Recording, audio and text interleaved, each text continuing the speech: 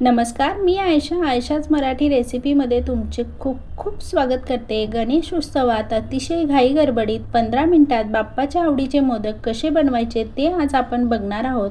तुम्ही या घाईमध्ये पटकन होतील असे मोदक कसे बनवायचे याची मी काही ट्रिक सांगणार आहे आणि अगदी गव्हाच्या पिठापासून कुरकुरीत आणि 7 ते 8 दिवस टिकतील असे हे मोदक आपण तळणीचे मोदक बनवणार आहोत। तर हे मोदक कसे बनवायचे ते आज आपण बघणार आहोत। सुरुवातीला त्यासाठी मी एक पात्रामध्ये गव्हाचं पीठ 1 वाटी गव्हाचं पीठ घेतलं आहे। त्याच वाटीच्या मापाने मी अर्धी वाटी रवा घेतला आहे। जाड रवा जो नॉर्मल असतो तो रवा घेतला आहे आणि चवीनुसार त्यामध्ये मी मीठ घालून घेतले। आता ह्यामध्ये मोहन मी घालणार आहे। मोहन म्हणजे यामध्ये मग तूप आहे जे गाईचं ते मी गरम करून घेतले, अगदी कडकडीत गरम करून घेतले आणि हे मी तूप यामध्ये घालून घेणार आहे आणि हाताच्या साहाय्याने हे व्यवस्थित मिक्स करून घेते। तुम्ही चमच्याच्या साहाय्याने करू शकता कारण ते मोहन गरम असतं।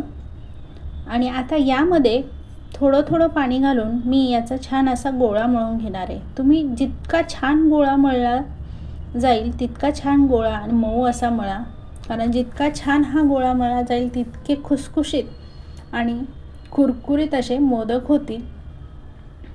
तुम्ही बघू शकता या पद्धतीने व्यवस्थित असा गोळा मी मळून घेते आणि आता हा गोळा मळून झाल्यानंतर मी 5 मिनिटासाठी तो एका बाउलमध्ये घालून गरम करण्यासाठी ठेवणार आहे। झाकण ठेवून 5 मिनिटासाठी वाफ होऊन देणार आहे।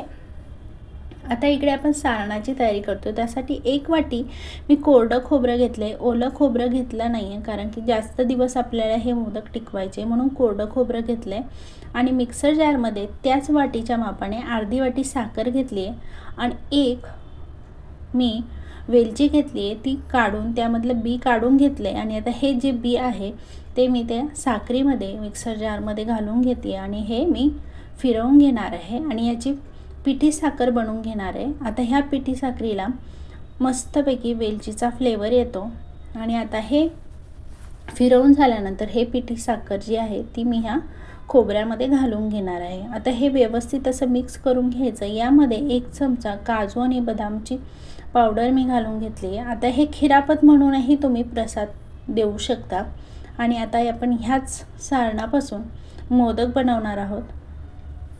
हे बघा, आता आपण बघू शकता अतिशय व्यवस्थित असं फुगलं गेलं आहे पीठ। आता आपण ह्याची छान मोठी पोळी लाटून घेणार आहे। छोट्या पाऱ्या लाटायच्या नाही आहे।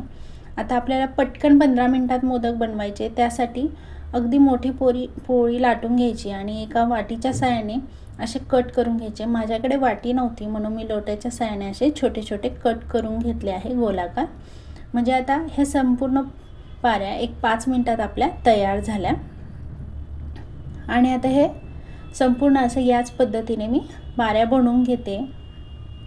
मग आता हे पाऱ्या बनवून झाल्यानंतर फक्त यामध्ये सारण भरून पाकळ्या पाडून मोदक बनवायचे इतकंच राहतं। त्यासाठी ह्या पाऱ्या बनवून घ्यायच्या म्हणजे आपलं वेळ वाचतो। हे बघा, या पद्धतीने माझ्या संपूर्ण पाऱ्या बनवून झाल्यात। आता त्या ह्या पद्धतीने हातावर घ्यायच्या आणि थोडासा खोलगट भाग करून हाताचा यामध्ये आपण सारण भरून घ्यायचं आहे।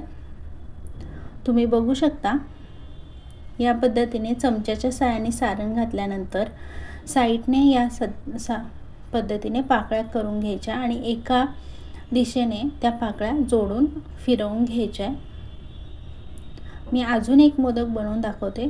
या पद्धतीने 1 चमच्याच्या साहाय्याने आपण सारण भरून घ्यायचं आहे आणि एका हातात आपण धरले आणि अंगठ्याच्या साहाय्याने सारण आतमध्ये दाबत बाहेरच्या साईडनी अशा पाकळ्या बनवून घ्यायच्या आणि असं गोलाकार एका साईडने फिरवून घ्यायचं आहे। तुम्ही बघू शकता अशा प्रकारे संपूर्ण पाऱ्यांचे मी मोदक बनवून घेणार आहे। अगदी घाई असली तर ही ट्रिक तुम्ही नक्की वापरा।